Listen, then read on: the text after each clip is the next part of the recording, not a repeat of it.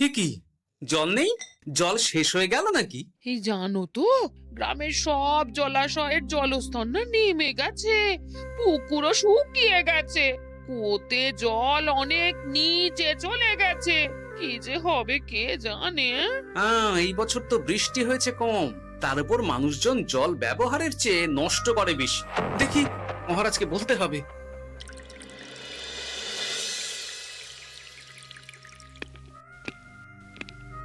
এই তো গোপাল এসে গেছে। শুনেছো, রাজ্যে সকল জলাশয়ে শুধু শুনিনি, চাক্ষুষ দেখেছি, আর এর কারণ ও তার সমাধানও ভেবে এসেছি মহারাজ। তুমি কি বলতে চাইছো সেটা বলো না খোলসা করে। মহারাজ, আসন্ন দিনে জলাভাব মেটানোর একটাই উপায়, তা হলো প্রজাদের উপর কর চাপানো। মহারাজ, আমার ঠাকুরদা বলতেন, যা মেলে মূল্য বিনে তার মূল্য কে আর জানে। আমরা যেহেতু জলের মতো এত মূল্যবান সম্পদ বিনামূল্যে পাচ্ছি, তাই একে গুরুত্ব দিতে শিখিনি। সবাই মিলে দেদার জলের অপচয় করছে। আমি এই অপচয়ের বিরুদ্ধে কর বসানোর পরামর্শ দিচ্ছি মহারাজ। জলের জন্য দেবে দাম, ছুটে যাবে কাল ঘাম। হ্যাঁ, যখনই জলের জন্য কর দিতে হবে, তখনই জলের অপচয় বন্ধ হবে। এতে লাভটা কি হবে গোপাল? মানুষ কম জলে কাজ করা শিখে যাবে, ফলে আগামী দিনে যদি জল সম্পদ কমেও যায়, এই কৃষ্ণনগরের প্রজারা আগে থেকেই তার জন্য প্রস্তুত হয়ে যাবেন।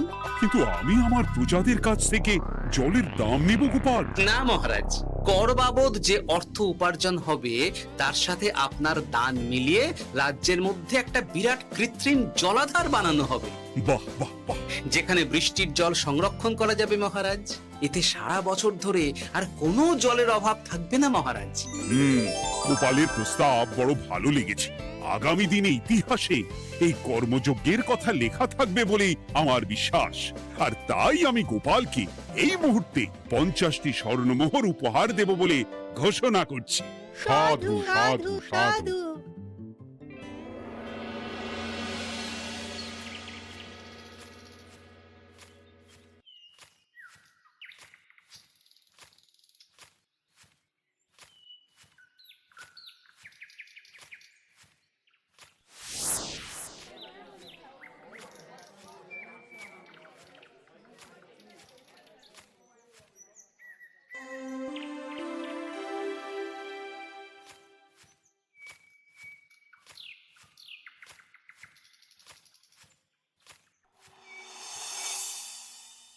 মানে আমার এই এতটুকু স্বাদ তুমি পূর্ণ করবে না?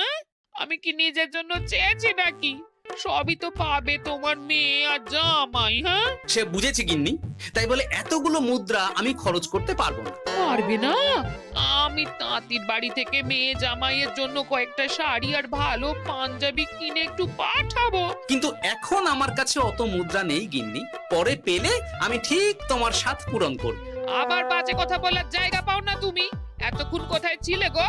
আমি বেলায় নদীর পাড়ে গিয়েছিলাম, তখন কমলা আমাকে বলল তোমায় নাকি দেখেছে। কি দেখেছি?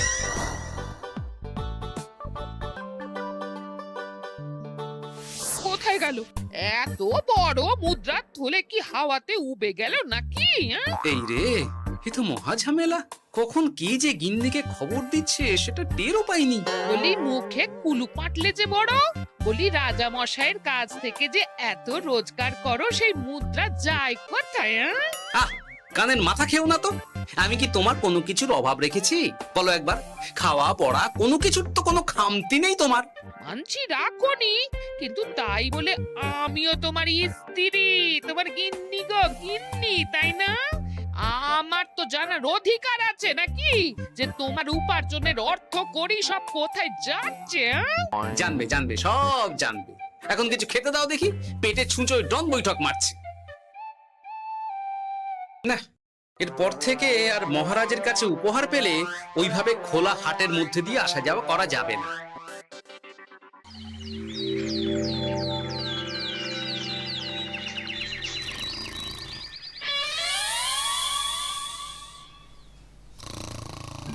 তোমার আর কোনো চিন্তা নেই গোপাল। আমি তোমার মাসোহারা তো বাড়িয়ে দিলাম, সঙ্গে প্রত্যেক দিন তুমি 10 মোহর করে পারিতোষিক পাবে। এই নাও। আহ, এই ভোরবেলায় একটা জব্বর স্বপ্ন দেখা গেল বটে। এই স্বপ্ন খুলে গেলে আর কোনো চিন্তা নেই। গিন্নি, ও গিন্নি, বলি গেলে কোথায়? গিন্নি, সাড়া নেই। ও গিন্নি, রাগ করলে নাকি গো? আরে এসো এসো, এমন একটা স্বপ্ন দেখেছি না যে তোমার আর কোনো চিন্তা থাকবে না গিন্নি। মোহর আর মুদ্রা একেবারে ঝরে পড়বে গো।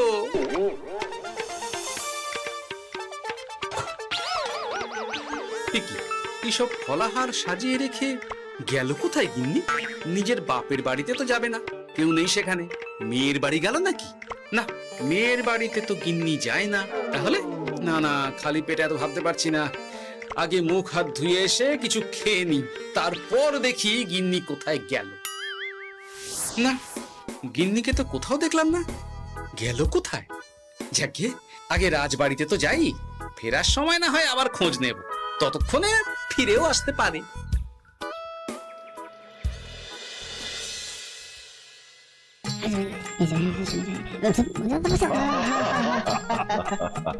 বাহ বাহ বাহ, একেই বোধহয় বলে সঙ্গগুণ।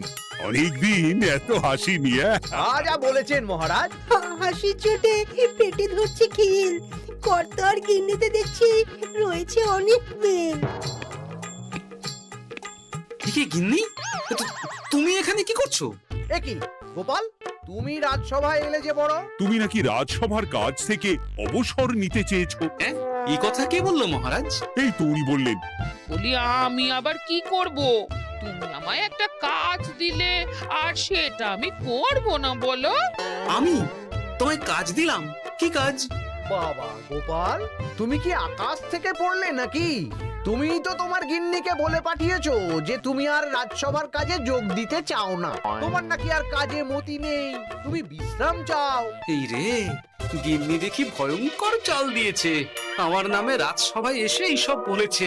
তাই কথা ঠিকই গোপাল, যে তোমার অবসর গ্রহণের কথা শুনে আমি বিশেষ মনমরা হয়ে পড়েছিলাম। কিন্তু তোমার গিন্নি যেভাবে রাজসভায় হাসি মজা হুল্লোড় পরিবেশন করছে, তাতে আমার মনে হচ্ছে এ সাপে বর হয়েছে। এই বেলা যদি গোপালকে কায়দা করে রাজসভা থেকে তাড়ানো যায়, তাহলে আমার পথ থেকে বিরাট বড় একটা কাঁটা উপড়ে ফেলা যাবে। গোপাল গিন্নি সবার মধ্যে বিলিয়েছেন হাসি, তার জন্য রাজামশাই হয়েছেন ভারী খুশি।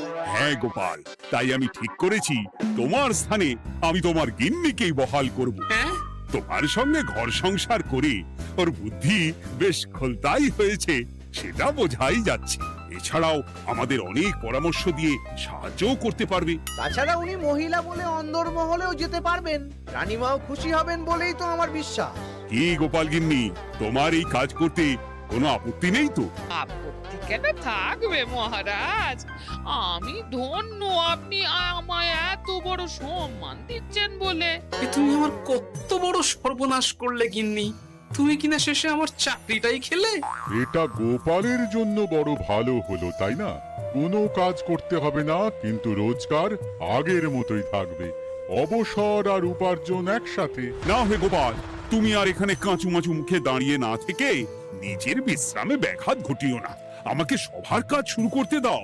যথা আজ্ঞা মহারাজ।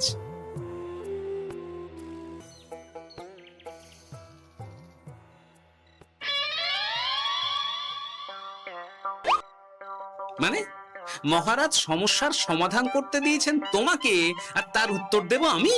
কেন? তুমি আমার চাকরি খাবে আর তোমার সেই চাকরি রাখার দায় নেব আমি? হ্যাঁ হ্যাঁ, নেবে। মানে কাল রাজসভায় মহারাজের সমস্যার সমাধান করব, সেই মতো কথা দিয়ে এসেছি। হ্যাঁ, আগাম 10টা মুদ্রাও বাগিয়ে এনেছি। তার থেকে তোমায় একটা মুদ্রা দিলাম। এখন মানে মানে আমাকে উত্তর বলে দেবে, না হলে আমি। কেন দেব?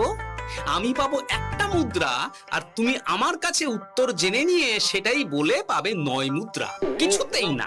বলবে না? না। তাহলে ভালো করে শুনে রাখো, আজ থেকে ঘরের উনুনে হাঁড়ি চড়বে না। চাকরি তো খুইয়েইছ, এবার না খেয়ে প্রাণটা খোয়ানোর জন্য তৈরি হয়ে যাও। হ্যাঁ। ওরে বাবা, এমন কথা কেন বলছো গো গিন্নি? তুমি তো জানো যে খিদে একদম সহ্য করতে পারি না। এখন যদি তুমি এইসব বলো, তাহলে আমার রক্ষে নেই গো। বেশ, তা তাহলে আমি যা জানতে চাইছি সুসুর সুসুর করে বলে ফেলো দেখি। এ আমি কি শাঁখের করাতে পড়লাম রে বাবা! ঠাকুর, এত দুর্ভোগ লেখা ছিল, ঘরে বাইরে সব জায়গায় এত হেনস্থা যে সহ্য করা যায় না ঠাকুর।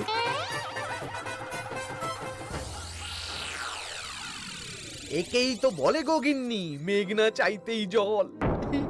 এতদিন কতভাবে চেষ্টা করেছি গোপালকে রাজসভা থেকে তাড়াবার, আর গোপাল নিজেই কিনা রাজসভা থেকে পালিয়ে গেল। কি সব বলছো? তোমার শরীর ঠিক আছে তো? শরীর মন সব ঠিক আছে, তবে গোপালের বদলে কাকে বহাল করা হয়েছে শুনলে তোমার মাথা ঘুরে যাবে। কাকে? গোপাল গিন্নিকে। আমার কিন্তু বিষয়টা খুব একটা সরল ঠেকছে না গো। গোপাল ভাঁড়ের বুদ্ধি তো আর যে সে বুদ্ধি নয়। উনি যাই করেন খুব ভেবে চিন্তে করেন, এর পেছনে আবার কোনো মতলব নেই তো। এটা তুমি মন্দ বলনি গিন্নি, গোপালকে নিয়ে সত্যিই কোনো বিশ্বাস নেই। ও কখন কি ঘোট পাকাচ্ছে বলা যায় না। আমাকেও সাবধানে থাকতে হবে, দেখতে হবে যে গোপাল আসলে কি চাল চালতে চাইছে।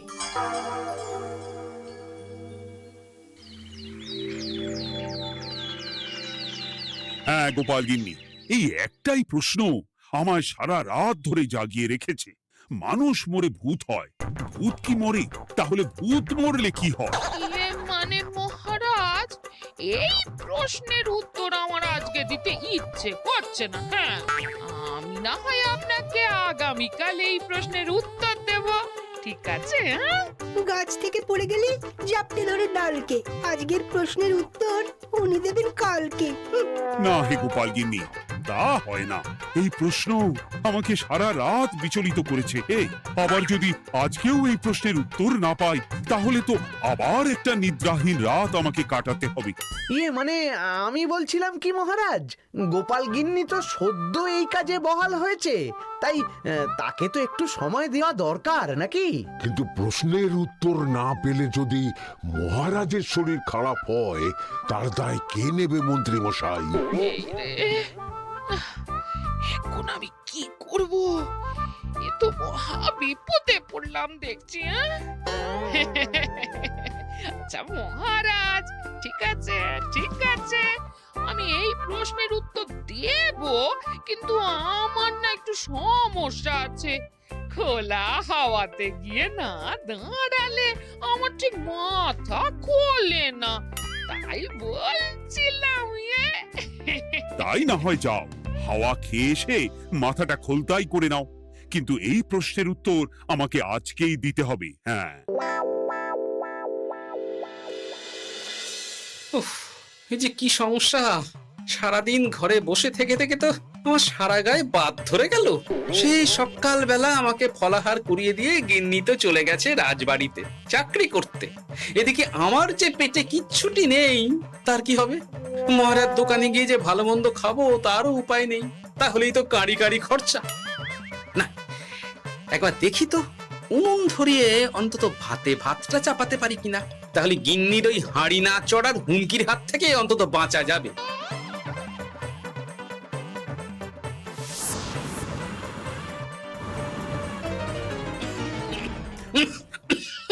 ও বাবা গো, ও বাবা, এত কেসে কেসে সোজা শেষ যাত্রা হয়ে যাবে আমার। না, এর চেয়ে না খেয়ে মরাও ঢের ভালো। দেখি তুমি বাড়িতে কেন? এত হাঁপাচ্ছ কেন? ষাঁড়ে তাড়া করেছে নাকি? আরে না গো, মানুষ মরে ভূত হয়, ভূত কি মরে? তাহলে ভূত মরলে কি হয়? খোলা হাওয়াতে গিয়ে না দাঁড়ালে আমার ঠিক মাথা খোলে না। ও, এই হলো ব্যাপার। বেশ, এর উত্তর তোমায় আমি বলে দিচ্ছি। ভূত মরে প্রথমে এক ঝুড়ি অন্ধকার হয়, সেই অন্ধকার হাওয়াতে উড়ে বেড়ায়। এক সময় সেই অন্ধকার পাতলা হতে হতে কুয়াশার মতো হয়ে যায়। ব্যাস, মিটে গেল। ব্যাস, মিটে গেল। যদি রাজা মশাই এই কথা বিশ্বাস না করেন, তুমি হলপ করে বলবে আপনি যখন মরবেন একদম মিলিয়ে নেবেন মহারাজ, এর চেয়ে এক পা এদিক ওদিক হয় না যেন। হ্যাঁ, এই না হলে তুমি গোপাল ভাঁড়, বুঝেছো তাহলে? এই তুমি চিন্তা করো না, রাজবাড়ি থেকে ফেরার সময় আমি তোমার জন্য অনেক অনেক বাজার করে আনবো, ঠিক আছে? এই আমি যাই। এ তো ভারী মজা হলো। মহারাজ তক্ষুনি প্রশ্নের উত্তর চাইলে গিন্নি এইভাবে সেই রাজবাড়ি থেকে দুধ দাঁড়িয়ে ছুটে আসছে উত্তর জানতে। আমাকে তুমি একটা চাল দিয়ে কুপকাত করেছো তো গিন্নি। এইবার বুঝবে কত ধানে কত চাল।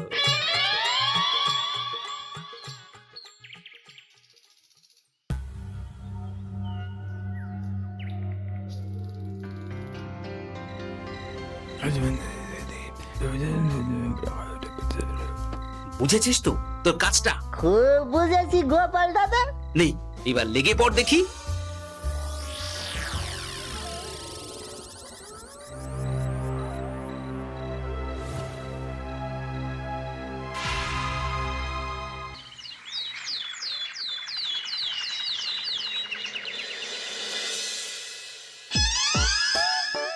তাহলে আর বলছি কি তোমাদের, সকালবেলায় উঠে দেখি মুখের এই হাল। এই কাণ্ড কি করে হলো মহারাজ? আহ, তার আমি কি জানি। আমি সকালে উঠে আয়নায় নিজেকে এই অবস্থায় দেখে খুব চিন্তায় রয়েছি। গোপাল গিন্নি, আগে মহারাজ, গোপাল থাকলে যে কাজ করত সেটা তো তোমাকেই করতে হবে, বলতে হবে এর সমাধান কি। হ্যাঁ মানে আমি হ্যাঁ হ্যাঁ, আমার মনে আছে। তোমার তো আবার হাওয়া না খেলে চলে না। যাও যাও, তাড়াতাড়ি হাওয়া খেয়ে এর উত্তর নিয়ে এসো।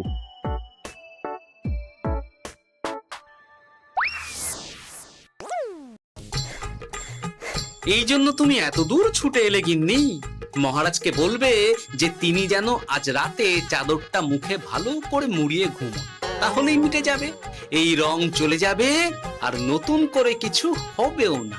ও মা, বলি এত সোজা সমাধান? হ্যাঁ? তা নয় তো কি?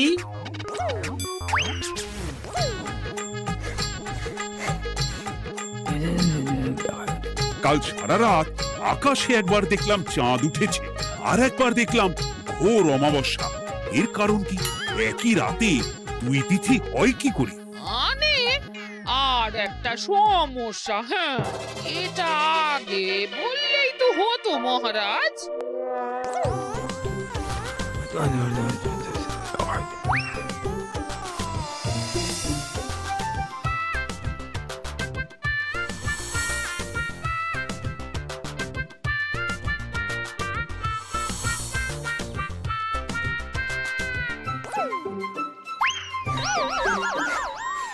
এ কি, তুমি হাওয়া খেতে গিয়ে এইভাবে খাবি খাচ্ছ কেন গোপাল গিন্নি? এর কারণ আমি জানি মহারাজ। সে কি কাণ্ড! তুমি কি করে জানলে? গোপাল গিন্নি মোটেও হাওয়া খেতে যায়নি মহারাজ, সে গেছিল নিজের বাড়িতে গোপালের কাছে আপনার বলা প্রশ্নের উত্তর জেনে আসতে। মানে গোপাল গিন্নি তার মানে আমাকে ঠকিয়েছে? তা জানি না মহারাজ, তবে আমার মনে হয় এর পেছনে গোপালের কোনো গভীর ষড়যন্ত্র আছে, না হলে সে এমনটা করবে কেন? আর এক রাতেই আপনার সাথে এতগুলো অদ্ভুত ঘটনা পর পর ঘটবে কেন? বটে, এক্ষুনি গোপালকে ডেকে আনো।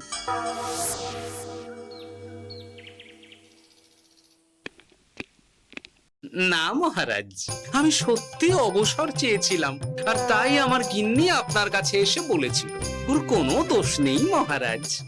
না মহারাজ, আমি মিথ্যে কথা বলেছি। হ্যাঁ, উনি আপনার কাছ থেকে পাওয়া সোনার মোহর নিয়ে বাড়ি যান না, তাই আমি ওকে শায়েস্তা করতে এই ফন্দি করেছিলাম। আসলে মহারাজ, আমি আপনার কাছ থেকে পাওয়া সোনার মোহর জল প্রকল্পের কাজে লাগাবো বলে কিছু জনকে নিয়ে একটা দল গঠন করতে গিয়েছিলাম, আর তাদের কাছেই ওগুলো রেখে এসেছি। এটা যদি আমার দোষ হয় তাহলে আমি ক্ষমা প্রার্থী মহারাজ। সাধু গোপাল, সাধু তোমার উত্তর। এই কাণ্ড! আর এদিকে রাজবাড়ি থেকে বাড়ি, আর বাড়ি থেকে রাজবাড়ি করতে করতে আমার প্রাণ ওষ্ঠাগত হয়ে গেছে মহারাজ। ওহ, আমার ঘাট হয়েছে, আপনি আমায় ক্ষমা করে দিন মহারাজ। এইবার মজার টের পেয়েছ তো গিন্নি? আপনি আপনি আপনার আদরের গোপাল ভাঁড়কেই তার চাকরি ফিরিয়ে দিন মহারাজ। আমি যাই আমার হেসেল সামলাতে। কেলে পচা খুব ভালো করেছে বলতে হবে।